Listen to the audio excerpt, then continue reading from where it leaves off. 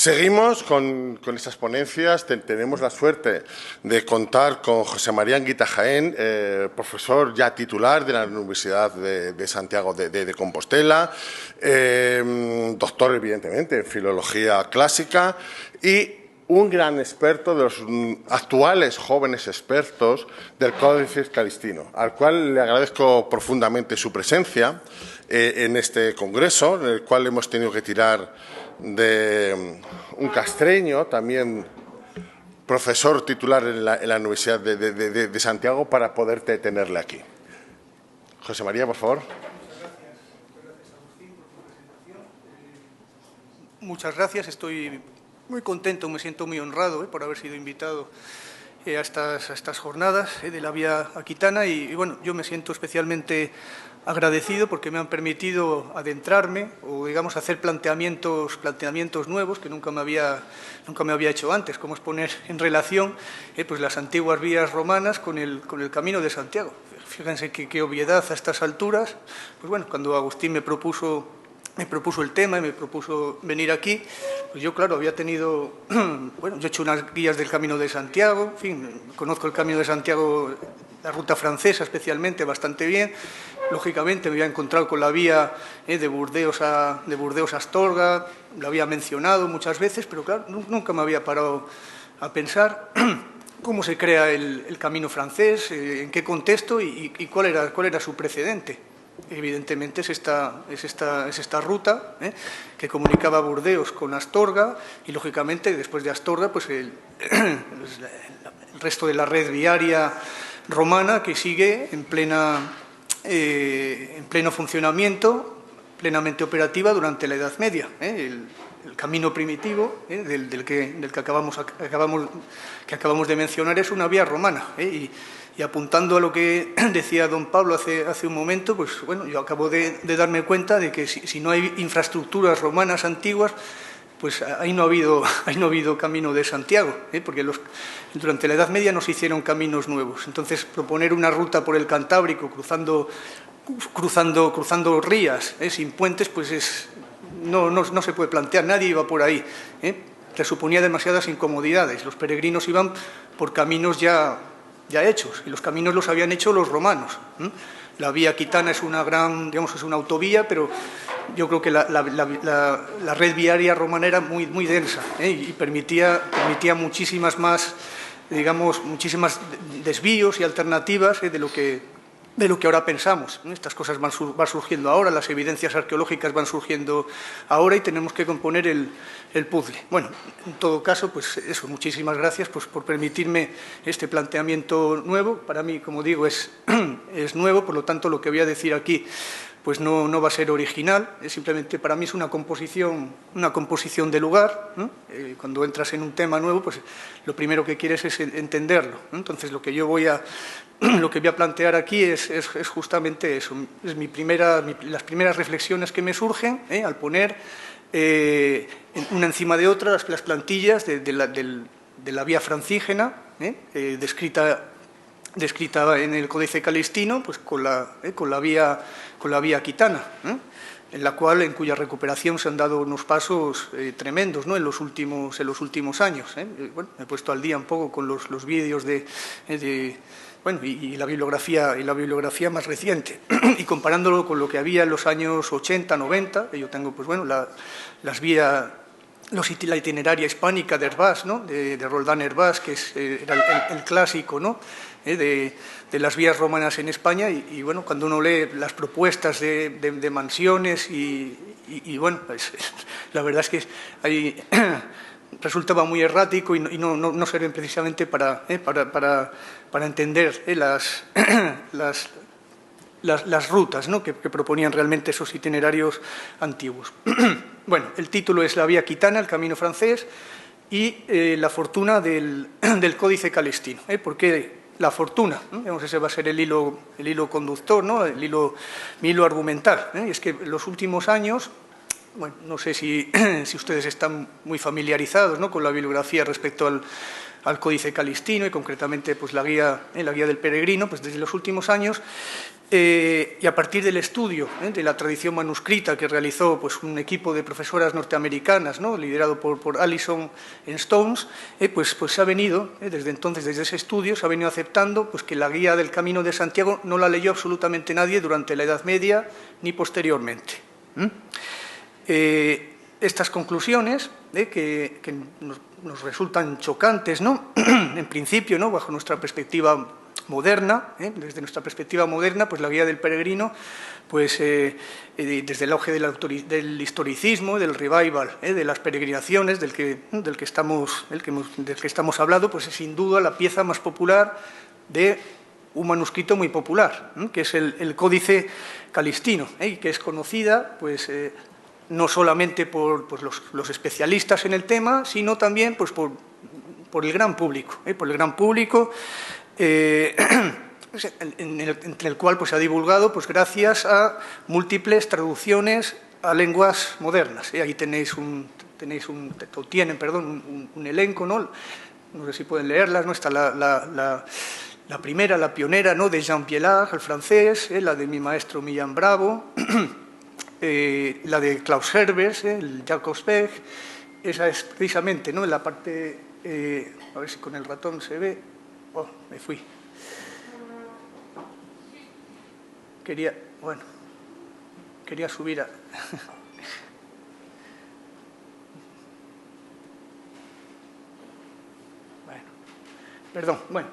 Me refiero a esta. Esa es justamente la edición de Alison Stones et alie, con sus compañeras, al inglés, y que incorpora además una edición crítica, la traducción gallega de Pereira y finalmente la de Cauchy von Sauken, que nos mencionaba antes don Pablo.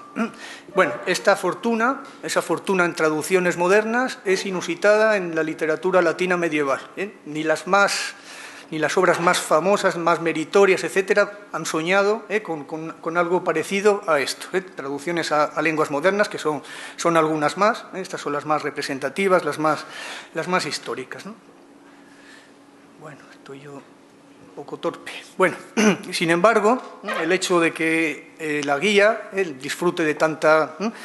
De esa gran fama, pues no implica que lo haya tenido, que esto haya sido así en todo momento, y ahí está el dato incuestionable pues de que frente a los centenares de copias manuscritas, que por ejemplo tiene el Pseudo Turpin, que es el libro cuarto del Códice Calistino, y que como ven ahí pues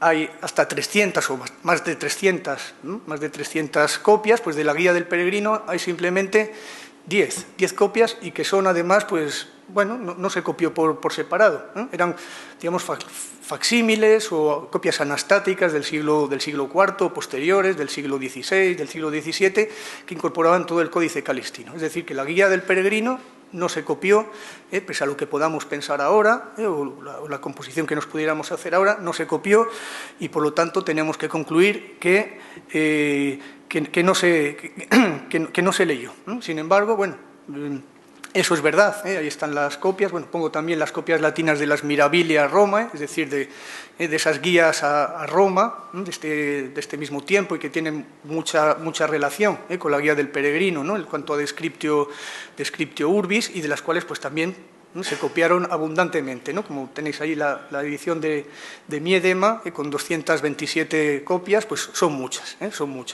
300 el Pseudo Turpin, que es una parte del Códice Calistino, copiado por separado del resto del Códice Calistino, Oliver Santillacobi, y la guía del peregrino, 10. Sin embargo, pues bueno, en los últimos años, pues personalmente yo me he venido encontrando con bastantes evidencias de que la guía, a pesar de la falta de copias, sí que fue leída, ¿no? Sí que fue más leída de lo que esta falta de copias sugiere, y entre esos indicios pues podemos también incluir el motivo, el tema de esta exposición, relacionado con la vía aquitana, y pues se trata justamente de la creación de un camino alternativo a la vía aquitana, el llamado pues la vía francígena, o Camino francés, de la cual pues, la Guía del Peregrino no es solamente su primera fuente documental, sino también, yo me atrevería a sugerir que fue también su sancionador oficial. En cualquier caso, pues antes de incidir en esta relación entre la Guía del Peregrino y el Camino francés a lo largo del tiempo, esto digamos que a partir del año 93 se hace evidente porque es la Guía del Peregrino es lo que se convierte justamente en la guía, ¿no?, para hacer el trazado oficial, oficial moderno. Bueno, antes de entrar, digamos, en eso, pues vamos a hacer una pequeña introducción a la obra, ¿no?, que seguro que muchos de ustedes pues, ya la conocen, ¿no? Bueno, como parte de un conjunto de cinco libros dedicados a la figura del apóstol Santiago y su culto, pues la Guía del Peregrino completa perfectamente el sentido del mismo, culminando una especie de recorrido cronológico. Esto lo digo porque se suele repetir, incidir mucho en el carácter compilatorio, ¿no?, del Códice Calistino, como una amalgama, una acumulación, casi un amontonamiento de materiales, una parte primera, un libro primero enorme que ocupa cuartas partes del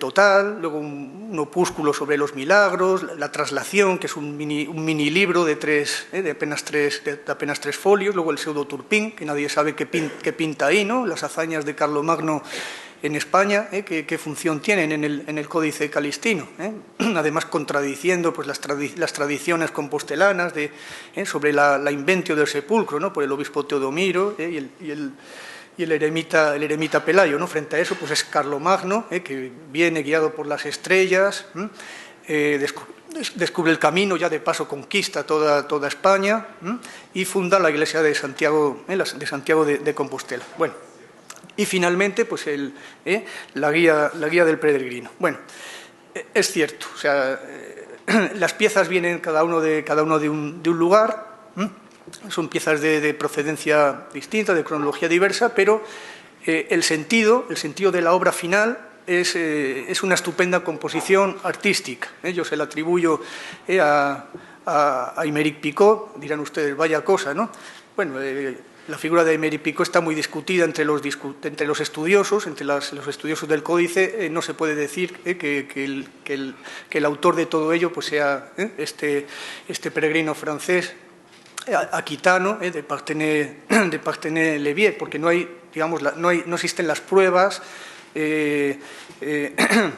necesarias como para hacerle el autor de ello. Bueno, yo al menos sí que afirmo que él es autor de la composición final, que tiene pleno sentido. En primer lugar, pues podemos ver un recorrido cronológico que lleva pues, desde la vida del propio apóstol, los milagros que se obran después de su muerte, la traslación de su cuerpo, luego la inventio, es decir, el descubrimiento de su sepulcro, que eso es el Pseudo Turpin, y los Primordia Ecclesia, es decir, pues las donaciones y los privilegios que el propio emperador le confiere, y terminamos en el siglo XII, es decir, en la actualidad de cuando se escribe el Códice Calistino, que describe la realidad del siglo XII, es decir, los caminos y la ciudad de Santiago.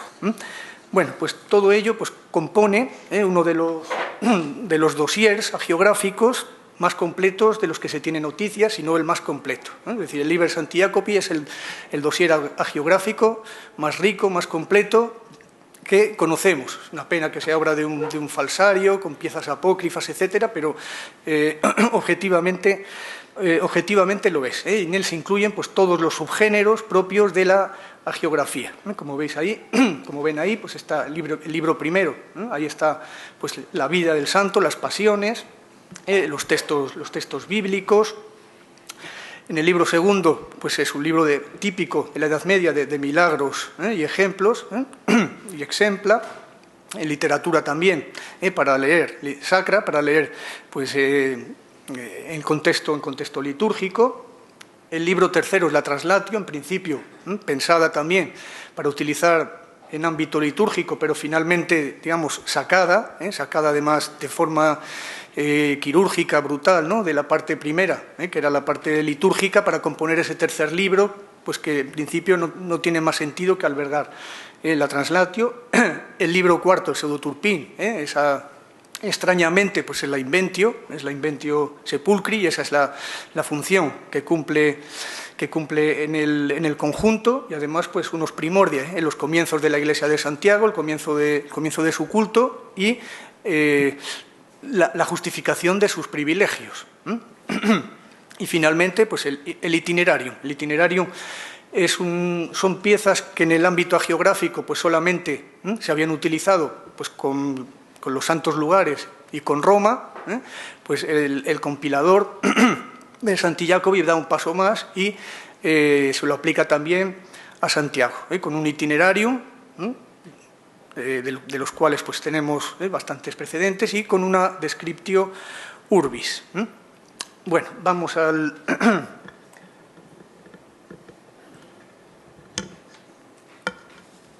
A ver si me apaño. Bueno, ya centrados en la propia guía, pues nos encontramos con esta distribución temática. Esos son los capítulos, los 11 capítulos que componen la guía del Camino de Santiago, de Vis Santi Jacobi, de Dietis Apostolici Itineris, de Nominibus Locorum, perdón, ahí hay una errata, Locorum Itineris Eius, de Tribus Edibus Mundi, Edibus son hospitales, Nominimus Viatorum, los que reconstruyeron el camino, Amaris et Dulcibus Aquis, es decir, los ríos que se encontraba el camino, Qualitatibus Terrarum et Gentium, Santorum Corporibus, Qualitate Civitatis et Ecclesiae Santi Jacobi, Discretione Oblationum Altaris Santi Jacobi, y de Peregrini Santi Jacobi Digne Recipientis. Entonces, bueno, como se puede ver, no hace falta siquiera traducirlo, pues los contenidos de la guía del peregrino incluye los caminos, incluye las etapas, incluye los lugares por los que pasa la ruta, incluye los hospitales, incluye los ríos, los territorios, los pueblos, también los santuarios del camino, también la ciudad, por supuesto, y la iglesia de Santiago. Esto pues nos produce una impresión pues, de programa completo, unitario, muy bien compensado, tenemos una combinación de erudición curiosa y de indicaciones prácticas, pues un buen precedente de las guías para viajeros, pues que nuestro tiempo ya conoce bien. Bueno, en cuanto a la estructura, en principio pues nos encontramos frente a una estructura binaria clara. Hemos hablado antes de itinerarium confrontado a descriptio urbis. Algo desequilibrada, en principio, a favor del primero, puesto que 8 capítulos están dedicados al camino y solo 2 o 3 a la ciudad, aunque en realidad esto no es así, puesto que lo que propone el autor de la Guía del Peregrino, lo que nos propone es algo completamente novedoso, aunque no es digamos, el lugar para desarrollar esa explicación.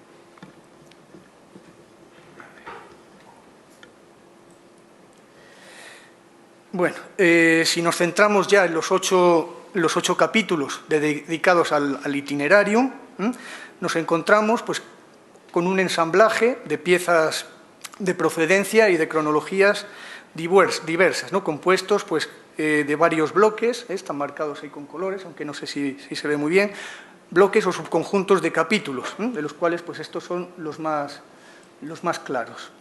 Los capítulos 1 y 8 reflejan pues, el mismo esquema de 4 rutas peregrinales francesas que confluyen al entrar en España. El capítulo 2 y el 3 están enfocados en el camino, digamos, en el tramo español del camino, el 2 con una lista exhaustiva de los lugares por los que pasa, y el 3 pues, dividiendo en 13 etapas, algo descompensadas, hay que decirlo, pues esa misma plantilla lineal de topónimos. Y finalmente el 6 y el 7, que reflejan una experiencia peregrinal concreta, ocurrida en los años 30 del siglo XII, y con especial incidencia en los territorios vascos, al norte y al sur de los Pirineos. Y es un viaje entre, como ven en el mapa, entre Tours y Santiago de Compostela. Bueno, caso aparte son los capítulos 4 y 5, que son dos piezas que forman grupo temático, digamos, son los hospitales y las calzadas, aunque sean totalmente independientes el uno del otro, ¿no?, por proceder de fuentes diversas. Bueno, como hemos podido ver en los tres bloques que hemos distinguido por colores, se proyectan sobre plantillas geográficas diversas. También se corresponden con modelos literarios distintos. El capítulo 2 y 3, de Dietis Apostolici Itineris, es decir, las etapas, y el de Nominibus, pues los nombres de los lugares, están restringidos a pura información práctica, simplemente lista de lugares y una división orientativa en etapas. Y tienen un precedente, en el ámbito de las peregrinaciones en ese itinerarium burdegalense, el itinerario de Burdeos, de un viajero anónimo que en los últimos años del Imperio Romano pues hace un viaje desde Burdeos hasta Jerusalén, hasta los santos lugares, y que es exactamente lo mismo, o sea, una combinación seca de lugares y de distancias. A través de ese anónimo bordelés, enlazamos pues, con los distintos itinerarios antiguos, el itinerario Antonini, que describe la ruta aquitana, por ejemplo. Una curiosidad es que si comparamos la guía del peregrino con ese itinerario bordelés del siglo V, pues nos están reflejando el estado de la red viaria de cada momento, ¿no?, en el siglo V y en el siglo XII, y con gran ventaja para el más antiguo, que es capaz de consignar escrupulosamente pues, las civitates, las mansiones, las mutaciones, con las distancias precisas que había entre cada lugar, frente a la guía del peregrino, que solamente nos da pues, una lista de lugares, sin más, sin las distancias, y con una distribución en etapas que, bueno, cuanto menos se puede decir que están un poco descompensadas. Sería para hacer unas a caballo y otras a pie. Bueno, el capítulo 6 y 7, sobre los ríos y sobre las gentes, pues presentan un desarrollo completamente distinto, en el que junto a las descripciones físicas, pues también hay lugar para largos excursus narrativos, anécdotas, donde el autor refiere vivencias propias. Eso lo emparenta pues, con otros itinerarios clásicos a Tierra Santa, como el famoso de Egeria, o el anónimo de Piacenza, que hacen lo propio, ¿no? Y también pues, con una multitud de relatos de viajeros a Santiago, pero posteriores a la guía del Calistino. Bueno, sin embargo, estos capítulos se concibieron como para ofrecer informaciones geográficas y etnográficas. Eso resulta una novedad absoluta en la literatura de viajes peregrinal. Lo pone más bien en comunicación con las periégesis antiguas de Apiano, bueno, eso habría que investigar, ¿no? Las cosmografías imaginarias, ¿no?, de Ethicus Ister, etcétera. Pero el modelo inmediato, que después no se ciña a él, pues son las parcas descripciones geográficas que encontramos al inicio de la crónica albeldense, los apéndices del provincial visigótico, digo bien, que tienen capítulos de títulos exactamente iguales. Sin embargo, como digo, en este caso el modelo queda completamente desbordado por un objetivo relacionado con la situación política de su tiempo, que es la propaganda antivasca, que bueno, digamos, que es lo que a mí me permite afirmar con cierta seguridad de que es un tal Aymery Picot, de Parthenay-Levier, muy relacionado con el duque Guillermo X de Aquitania, que viene a morir a Santiago como peregrino en el año 1137, como el autor, si no de todos los textos, pues sí como el compilador, el que les da forma y sentido finalmente. Bueno, finalmente, aunque no nos podamos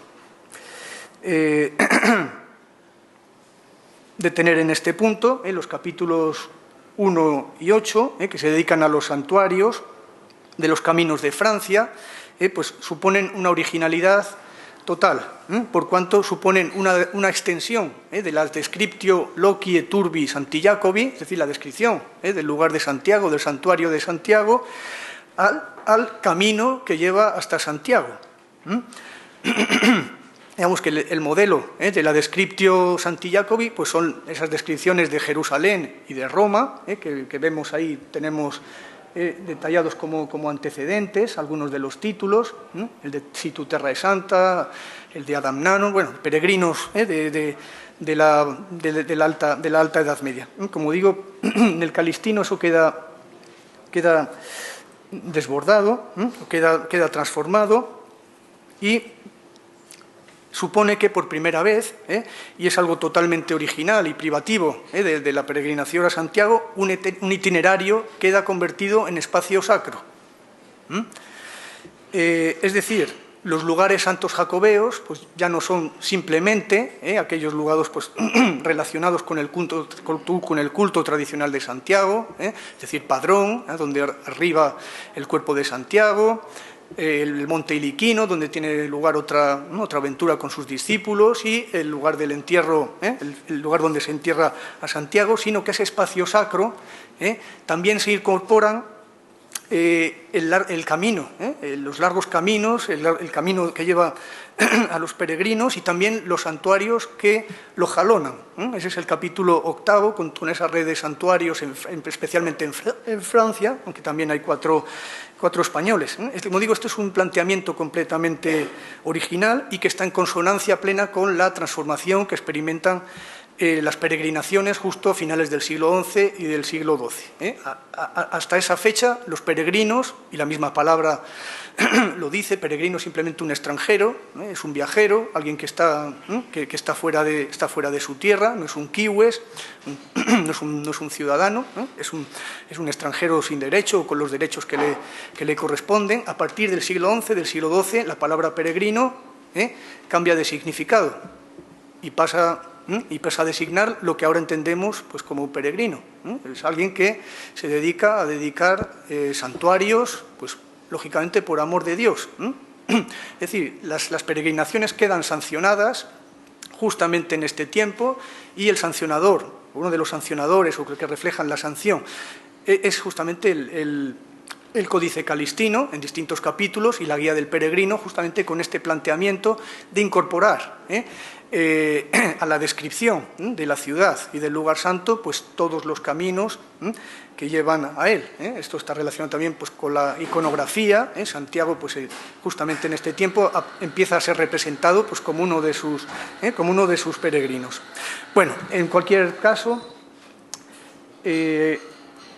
tal como dice el capítulo de esta comunicación, pues nuestro propósito era poner en relación a la Guía del Peregrino con la vía aquitana y en general con el sistema viario romano.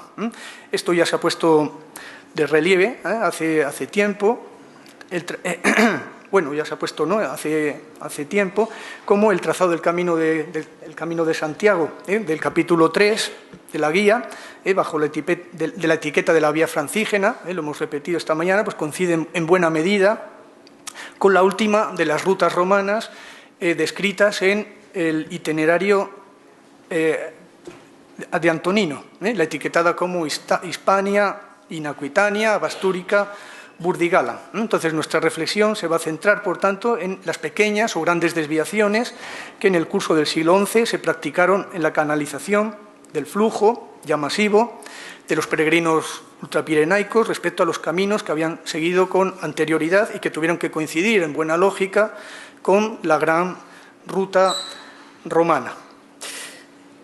Bueno, porque tras el descubrimiento del apóstol Santiago en las primeras décadas del siglo IX, en la red de calzadas romanas que habían seguido prestando servicio durante la Edad Media, pues estaba en condiciones pues, de permitir que el sepulcro del apóstol Santiago fuera un lugar de relativo fácil acceso. Como sabemos desde no hace mucho, el locus Sancti Jacobi pues, está ubicado dentro de los límites del solar de la antigua Aseconia, concretamente en su cementerio. Aseconia era un asentamiento romano que estuvo habitado sin solución de continuidad entre el siglo I después de Cristo hasta el siglo VIII después de Cristo, en que fue abandonado. Esto es lo que nos dicen los arqueólogos. Y fue allí donde, 100 años más tarde, en su antiguo cementerio, es donde se encontró el edículo funerario que fue identificado como la tumba del apóstol. Pues bien, esta Aseconia, fundación de época romana, era una mansio, está muy pequeñito aquí en el mapa, del tramo que comunicaba Lucus Augusti con Iria Flavia, perteneciente a la vía 19, Brácara, Astúrica. O sea que el Locus Santum, yo siempre me lo había imaginado pues ahí en tierra de nadie, en un lugar abandonado, aunque siempre nos contaban los estudiosos que estaba en un crucero, ¿no? En un quadrivium de rutas, pues era una antigua ciudad romana, un antiguo asentamiento que se había abandonado pues no hacía demasiado tiempo. Bueno, ahí tenemos una imaginativa reconstrucción de Aseconia, tenemos la catedral y aquí pues el lugar donde propone de forma muy imaginativa, ¿no? Pues un estudioso pues que pudo estar el teatro de esa ciudad.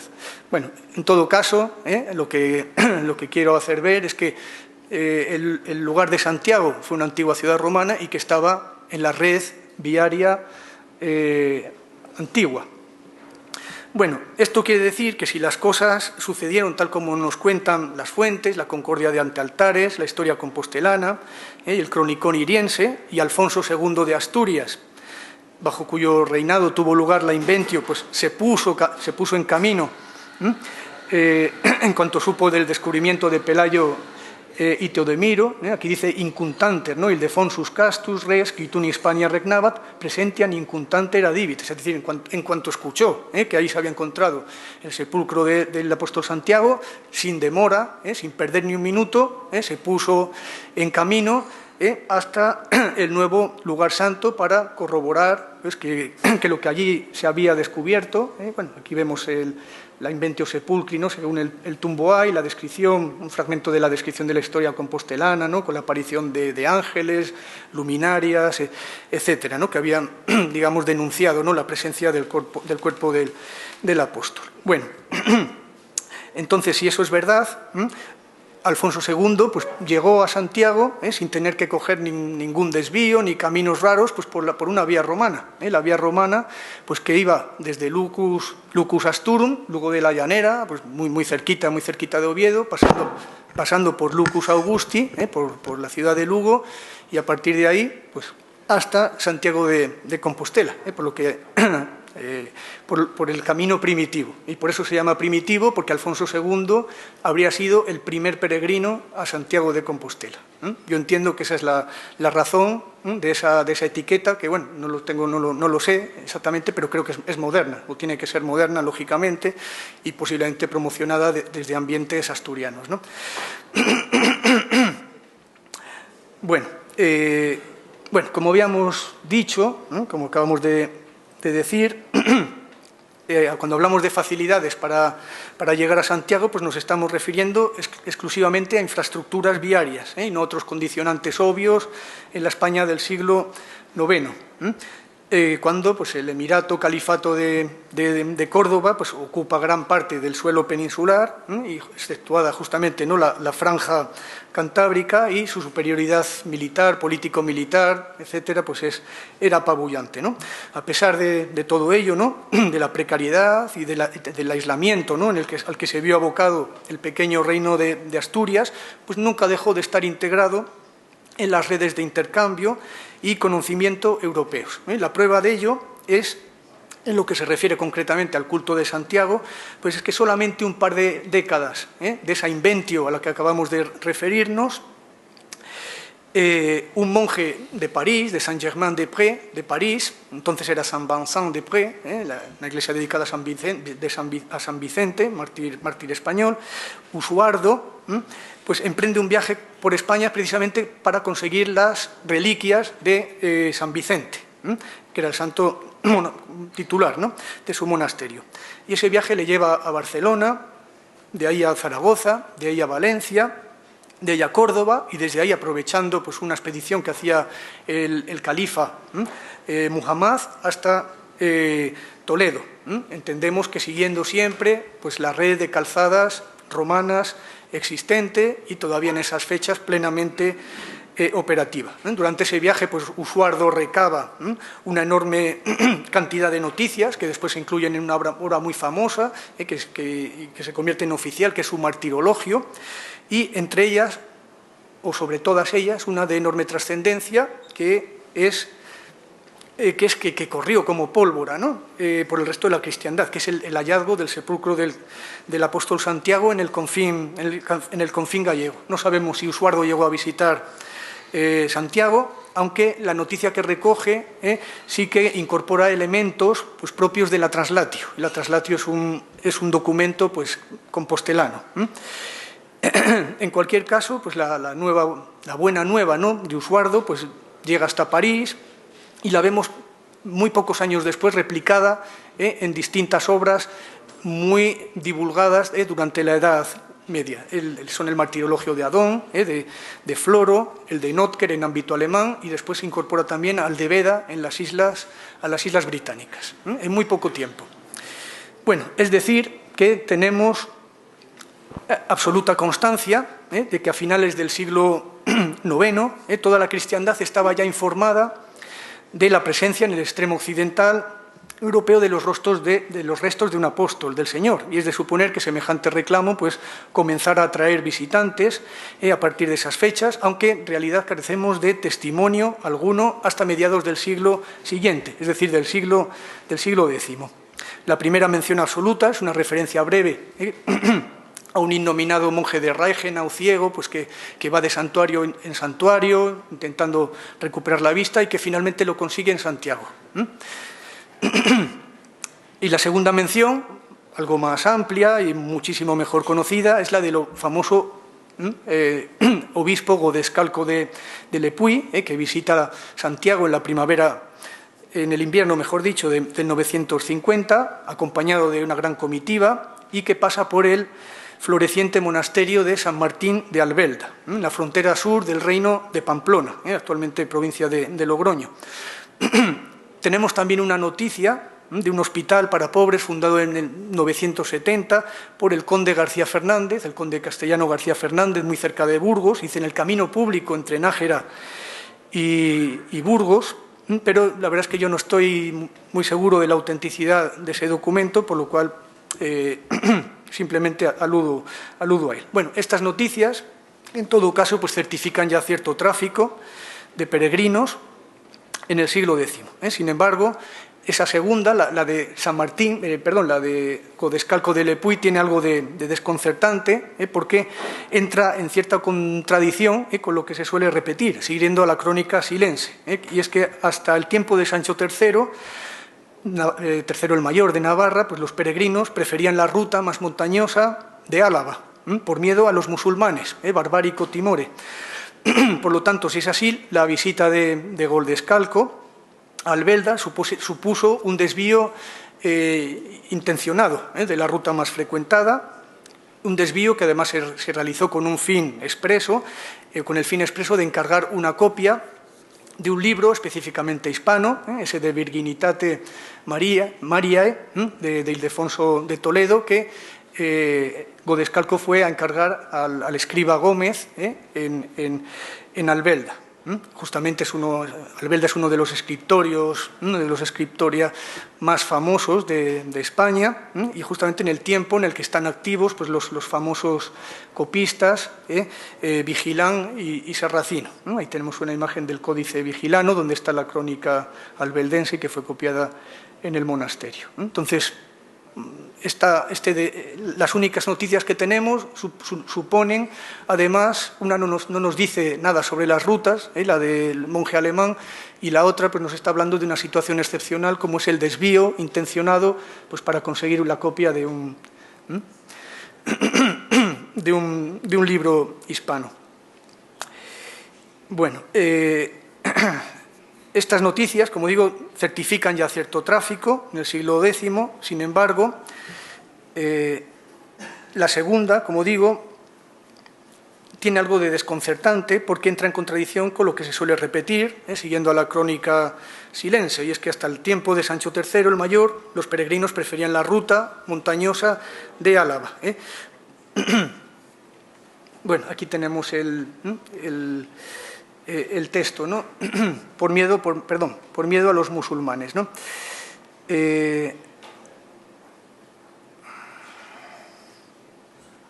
Bueno, en cuanto a ese miedo, a los musulmanes, que según la crónica silense, ¿no?, justificaba la elección de la ruta montañosa, pues no está de más recordar, ¿no?, que todavía en el siglo X es el Abderramán III, en el primer tercio de siglo, y sobre todo pues de Almanzor, ¿no?, el Ayib que aterrorizó a los reinos cristianos desde el 970 hasta su muerte en 1002. Pero también que después de la muerte del Ayib todo ese castillo se derrumba, y el califato cordobés se desmembra en múltiples reinos de taifas que a partir de entonces son incapaces de inquietar a los vecinos del norte. Entonces, ese es el contexto real del reinado de Sancho III, es decir, de expansión y hegemonía, no de repliegue defensivo ni de miedo.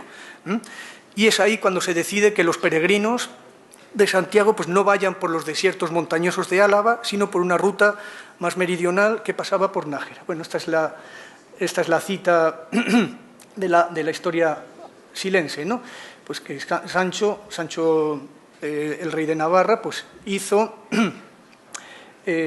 desvió, ¿no? Hizo discurrir el camino de Santiago, pues desde las cumbres del Pirineo hasta Nájera, los cuales, por miedo a los bárbaros, ese camino que por miedo a los bárbaros los peregrinos habían evitado hasta entonces. Entonces, bueno, a pesar de la impresión que causan, ¿no?, estas palabras de la crónica silense, hay que tener en cuenta que la ruta alavesa pues no era precisamente una senda escondida de montaña, ¿no?, esas de vía Álave, sino precisamente la vía aquitana, la ruta 34 del itinerario de Antonino, que tras pasar por Pamplona, por Pompaelo, se dirigía a Briviesca, Virovesca, por Arcaya, ¿no?, por Vitoria, por Deóbriga, Miranda y por Vindeleia, situada en el desfiladero de Pancorbo. Y este desvío, respecto a la antigua ruta aquitana, por la que los peregrinos ultrapirenaicos pues, habían cruzado los Pirineos y llegado hasta Pamplona, queda refrendado por primera vez en la Guía del Peregrino, la primera documentación exhaustiva de la nueva ruta, donde se menciona, tras Pamplona, ahí tiene la lista, a Ponsreguine, Puente la Reina, Estella, Los Arcos, Logroño, Villarrubia, y Nájera. La clave de esta nueva ruta, más que en el miedo a los bárbaros, ya desaparecido, es otra, y nos la dan pues, los dos topónimos que abren y cierran esta serie, Pamplona y Nájera.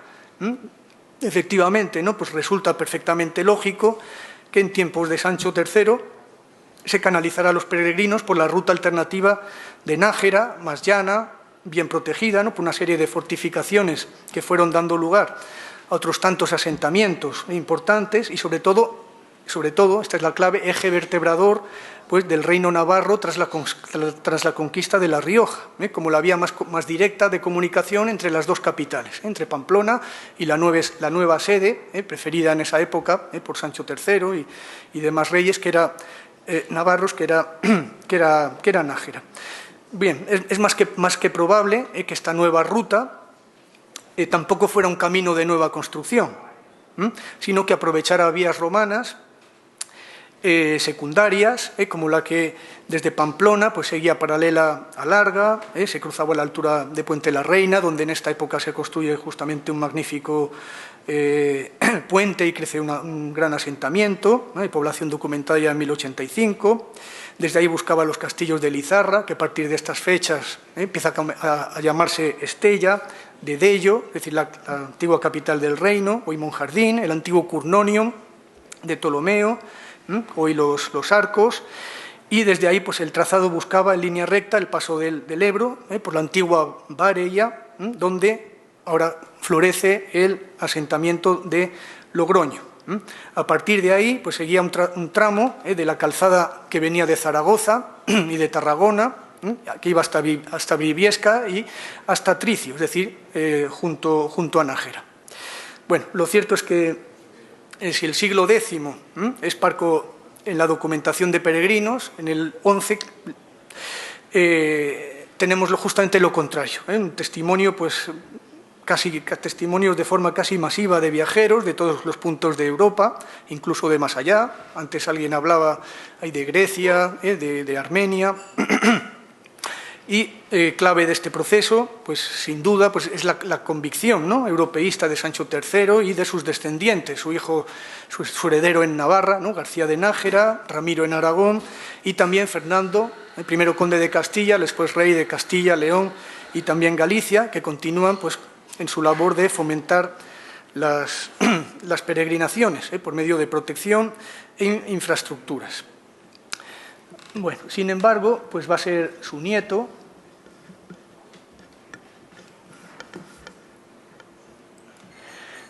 Alfonso VI, quien en el último tercio del siglo, pues, se convierta en el responsable casi definitivo del trazado del camino francés, es decir, de la vía francígena que nos describe la guía del peregrino del Códice Calistino. Según la crónica de Pelayo, de Oviedo, a él se debe la construcción de todos los puentes que están desde Logroño, pues, hasta Santiago de Compostela, ¿no? Y este hecho, simplemente la construcción de puentes, pues ya debió tener una incidencia grande sobre una ruta que inicialmente, repito, pues tuvo que estar basada forzosamente en las calzadas romanas de la ruta aquitana, de Burdeos a Astorga, y después de Astorga, pues, a Lugo y Braga. En la propia Logroño, pues, es donde nos habíamos quedado, al hablar de Sancho III, pues Alfonso VI, después de la anexión de La Rioja en el año 1076, pues no solo construye el puente sobre el Ebro, sino que también proporciona un fuero de francos bastante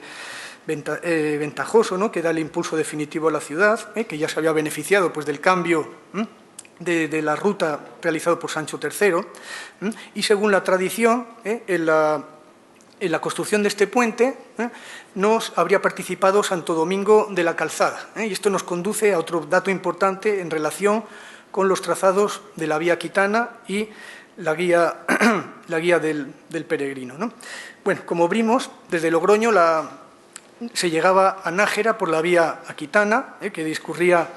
no se llegaba a Nájera, perdón, por la vía aquitana, que discurría más al norte, sino por la calzada romana que venía desde Nájera, que venía de Zaragoza y Tarragona. La guía del peregrino consigna entre las dos ciudades el lugar de Vilarrubia, es decir, un testimonio muy valioso, por antiguo de la temprana presencia de la Orden del Santo Sepulcro, ¿no?, en el camino de Santiago. Vilarrubia era un hospital de los hospitaleros que desaparece ya en el siglo XII y que, bueno, hoy lo conocemos por un microtopónimo en el término de Fuenmayor, justo a la salida de Logroño, ¿no? A partir de Nájera o Tricio, ¿no?, esta vía se dirigía a Briviesca, es decir, subía al norte, donde enlazaba justamente con la vía aquitana. Sin embargo, la guía del peregrino nos consigna un itinerario diferente, que va por Santo Domingo, por Redecilla, ahí tenéis la lista, por Belorado, Villafranca, los Montes de Oca, Tapuerca y Burgos. Este recorrido se apoyaba en una ruta preexistente, jalonada por distintas fortificaciones, que con el tiempo dieron lugar a otras tantas villas peregrinales, ¿no?, como Grañón, Oca, Atapuerca. Sin embargo, este nuevo camino, privado de infraestructuras hospitalarias, pasaba por parajes desérticos y tenía que pasar, pues, por ríos caudalosos. Es decir, ahí carecía de infraestructuras viarias importantes, ¿no? Bien, en este contexto es donde comparece como protagonista principal de todo este tramo, de Nájera a Burgos, la figura de Santo Domingo de la Calzada. Pues desde el paraje que hoy lleva su nombre, en el que según su hagiografía se había establecido como eremita, pues se consagra la atención de los peregrinos mediante la construcción de un hospital, de un puente sobre Loja y un tramo de la calzada que iba desde su lugar hasta Redecilla. Eso es lo que nos está diciendo la guía del peregrino en ese fragmento, que Santo Domingo construyó pues, el tramo de la calzada que llevaba pues, prácticamente hasta Burgos. Y a Santo Domingo y después a su discípulo, San Juan de Ortega, la tradición les atribuye igualmente pues, actuaciones en este trazado nuevo del río Jalteño, ¿no? Digamos, en Belorado, un puente sobre el río Tirón, en Ages sobre el Vena, la calzada que continuaba desde Ages hasta Atapuerca, aparte pues, del famoso hospital que en los Montes de Oca edifica San Juan de Ortega, ya bien entrado el siglo XII. Bueno, la intensa actuación de los dos santos se compadece a la perfección con la presuposición de que el tramo entre Nájera y Burgos fuera de nueva creación. Y la explicación de este nuevo trazado es la misma que hemos visto a la hora de explicar el de Pamplona y Nájera. En este caso, pues, se trataba de unir por la vía más directa, ahí tenéis pues, en el mapa, la línea más recta que lleva pues, de Nájera a Burgos, y vemos cómo pasa por Santo Domingo de la Calzada, ¿no? Y la razón podría ser la misma, ¿no? La de articular pues, los territorios que estaban bajo la jurisdicción de Alfonso VI, bajo la soberanía. Bueno, en cualquier caso, la salida de Burgos se continuaba retomando de nuevo la vía aquitana, que llegaba procedente de Briviesca, pero solamente unos kilómetros hasta Tardajos, la teobrígula del itinerario de Antonino, la alterdalia de la guía del peregrino. Y ahí se volvían a separar. La vía aquitana en dirección a Sasamón, cruzando el Pisuerga por Melgar, mientras que la nueva, pregunto, ¿no? ruta de los peregrinos discurría más al sur, según la guía, por Hornillos, por Castrojeriz, y cruzaba el Pisuerga por el puente de Itero, por Pons Fiterie. Otro puente que según la tradición atribuye a Alfonso VI, y bueno, eso resulta perfectamente congruente por las fechas de las primeras documentaciones del mismo. A partir de ahí, pues las dos rutas se volvían a reunir en la Cóbriga, es decir, en Carrión, una tras pasar por Osorno, de Sóbriga, y la otra por Frumesta, por Fromista. Sin conocer las razones que lo impulsaron, sin duda esta alternativa meridional a la vía aquitana, pues nos parece una apuesta ideada en los tiempos que van de Sancho III, el Mayor, a Alfonso VI, y que se apuntala por medio del establecimiento de instituciones religiosas como San Martín de Fromista, mandado levantar pues, por la viuda de Sancho III el Mayor, la castellana Doña Mayor, o Muñadona, ¿no? En 1066, o el Hospital de Hornillos, que se cede a la abadía de Saint-Denis a principios del siglo XII. Bueno, las razones de esta canalización alternativa, pues yo no las tengo ya tan claras, ¿no? Como en los casos de Pamplona a Nájera o de Nájera a Burgos, ¿no? Pues no hay una diferencia significativa de kilometrajes. Se podría relacionar con la pujanza de Castrojeriz, que no era inferior a la de Burgos en los siglos XI y XII, aunque en este caso pues, no está tampoco tan claro, pues vista la importancia no menor de Sasamón. Y también se ha apuntado que la nueva canalización pasa por tierras de realengo, con lo que la corona se garantizaba el control del tráfico y los beneficios del mismo, pero bueno, yo creo que esto también eran tierras de realengo, con lo cual esta razón pues, tampoco tendría valor. Entonces la justificación sería que la corona se garantizaba pues, el control del tráfico, el beneficio del mismo. Pero bueno, lo cierto es que en este ancho corredor que constituyen por una parte el camino francés y por otra la vía aquitana, encontramos instituciones hospitalarias tanto en uno como en otro. Y bueno, tenemos por ejemplo el hospital de Arconada, fundado en 1047 por los condes de Saldaña Carrión, pues que no está ni en el camino recto que va entre Fromista y Carrión, ni tampoco en el camino recto que lleva de Osorno a de Sóbriga, aunque bueno, estamos hablando de distancias de 1 kilómetro de desvío, lo cual no es mucho, ni respecto a uno, ni respecto a otro, ¿no? Bueno, no sé cómo vamos mal de tiempo. Estamos ya cumplidos. Bueno, me quedan como 10 minutos.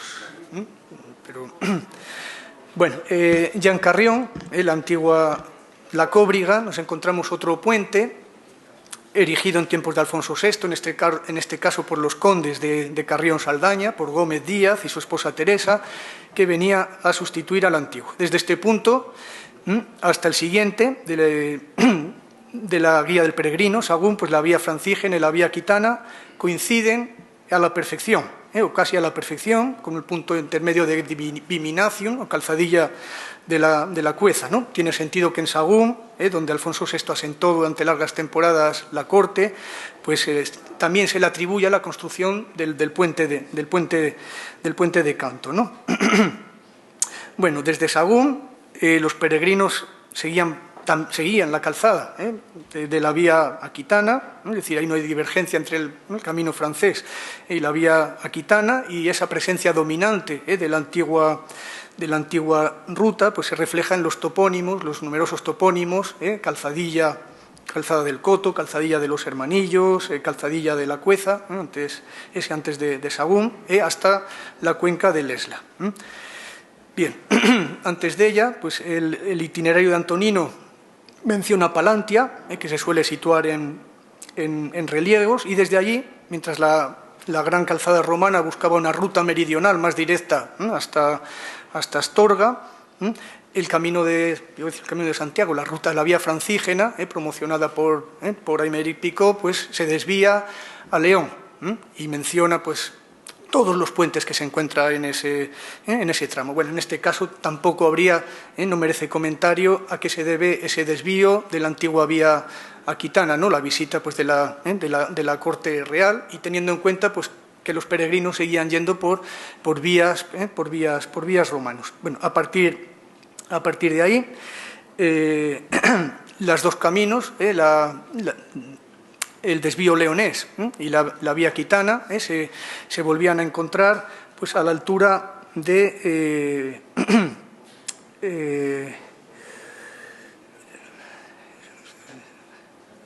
sí, bueno, ya llegaban unidas a Puente de Órbico, posiblemente se habían unido ya en Villar de Mazarife.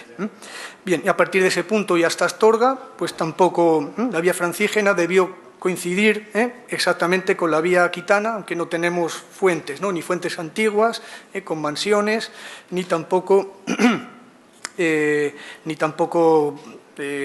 guía del peregrino menciona poblaciones intermedias. Bien, a partir de ese punto concluye la vía aquitana de Burdeos, pero lógicamente no concluye el sistema viario romano, como es lógico pensar, ni tampoco la vía francígena, ¿no? Desde Astorga, pues a los peregrinos se les presentaban por delante las montañas que separaban Galicia de León, con la comarca del Bierzo en el medio, ¿no? El camino más obvio pues, habría sido seguir la gran ruta que unía Astorga con Lugo y Braga, que entraba en el Bierzo por el puerto del Manzanal. Sin embargo, como en el caso de Burgos, pues la guía del peregrino conduce a los peregrinos por una ruta más al sur, más escarpada, correspondiente a una vía secundaria antigua, ahí hay restos de minería romana, y que discurre por los lugares de Rabanal y Molina Seca. Con esto pues, nos volvemos a encontrar con una canalización alternativa de las peregrinaciones que evita lo fácil de la vía romana para escoger un itinerario más difícil, apenas más corto y por parajes menos habitados, al menos hasta llegar al puerto. Entonces, ¿cuál es el sentido de esta alternativa? Pues también lo desconocemos, aunque la implicación de la guía del peregrino es máxima. Ahí se menciona la reconstrucción del tramo entre Rabanal y Portomarín, y también la de la monarquía, en tiempos de Alfonso VI, ¿no? Porque Alfonso VI colabora con el eremito Gaucelmo, que se establece en el puerto de Foncebadón justamente para atender a los peregrinos. Bueno, ya en el Bierzo, el itinerario de Antonino menciona las poblaciones de Interamnium, se suele ubicar en Bembibre, aunque hay discusión, Bergidum, que ese sí es Castro de Ventosa, junto a Cacabelos, y Utaris, ya en el Valcárcel, es el castillo de Autares, frente al castillo de Castro Sarracín, Vega de Valcárcel, Trabadelo, bueno, también se discute esa ubicación. Eso es lo que menciona el itinerario de Antonino en el Bierzo para el tramo berciano. Mientras la guía del peregrino pues, menciona una gran cantidad de lugares, ¿no? Molina Seca, Ponferrada, Cacabelos, Villafranca, Castro Sarracín y La Fava. Es decir, no tenemos ninguna coincidencia, salvo la aproximada de Utaris y Castro de Sarracín, y esto indica que en esta región la continuidad viaria se ha roto y que el trazado de la guía está especialmente pensado para canalizar a los peregrinos que entraban en Galicia por el Cebreiro, mientras que la vía romana, Astorga-Lugo, lo hacía preferentemente por Pedrafita, o por el puerto del Portelo, como propone el profesor Moreno Gallo. Y en cualquier caso, conocido es como en el Cebreiro Alfonso VI también colabora con los monjes franceses de Aurillac, que se establecen ahí para garantizar la atención hospitalaria, es decir, por el puerto más pequeñito y más escarpado de los tres. Bueno, otras actuaciones de Alfonso VI en el Bierzo, ¿no? Pues el aforamiento de Villafranca, la colaboración con el Obispos-Mundo en la construcción del puente de hierro sobre el Sil, que da lugar a Ponferrada, las medidas para evitar que se cobrara portazgo a los peregrinos, justamente a su paso por Autares, etcétera, ¿no? Y del mismo modo, pues la guía suministra muchísima información sobre este tramo, lo cual nos está hablando pues, de una relación, de una vinculación especial con este territorio. Bueno, continúo y termino ya con el tramo gallego, donde lo que nos ofrece, lo que nos propone la guía del peregrino ya no coincide, no discurre por ninguna de las vías romanas principales, al menos hasta Melide. Si es que Melide, por allí debió estar el brevis, ¿no? O brevis, del itinerario de Antonino. Este tramo nuevo está dominado por las infraestructuras del puente de Portomarín, que reconstruye Pedro Peregrino en 1126, o la vía pública entre Rabanal y Portomarín, todo ello reseñado en la guía del peregrino.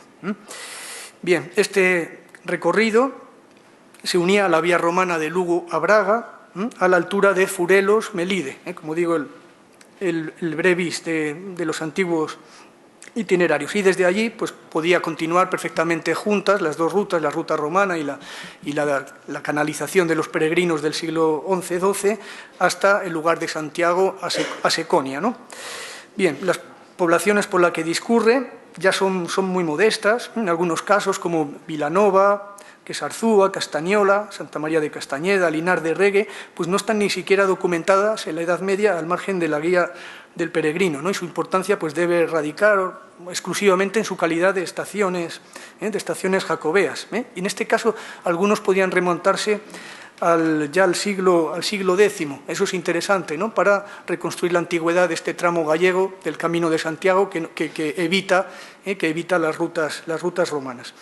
Lo mismo se puede decir de las parroquias de Santiago de Barbadelo, Santiago de Boente, etcétera, etcétera. Bueno, me prescindo de algunas líneas y concluyo, ¿no? Diciendo que en Galicia particularmente, pero también a lo largo del resto del recorrido, la guía del peregrino pues nos está mostrando una realidad viaria alternativa a la preexistente y que se impone a partir de estas fechas de los peregrinos. Y en eso consiste, en buena medida, la fortuna de la que hablaba yo en el título de esta exposición.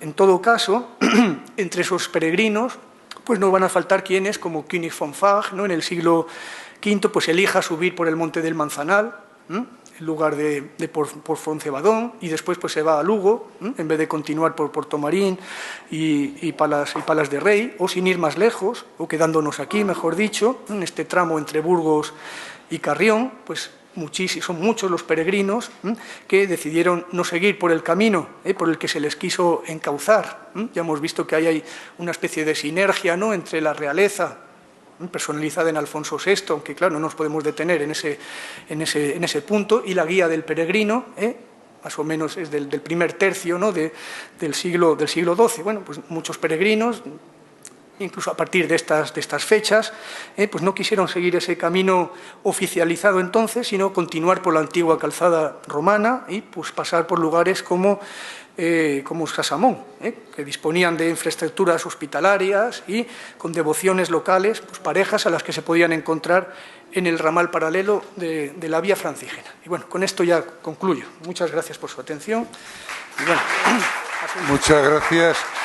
Bueno, como podéis comprobar, lo que pasa es que el tiempo obliga a atrasarnos un poco las comparecencias, a pesar de tener un alto nivel todas ellas y que nos invitan a que en otros momentos podamos ampliarlas.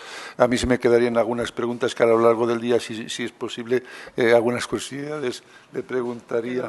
Quedo a disposición. Sí, y ya lo veríamos. Pero de todas formas, como el tiempo nos obliga como ha dicho, a las 2 tenemos que estar hoy necesariamente comiendo, a las 2 por necesidades de cobertura también del restaurante, ¿no?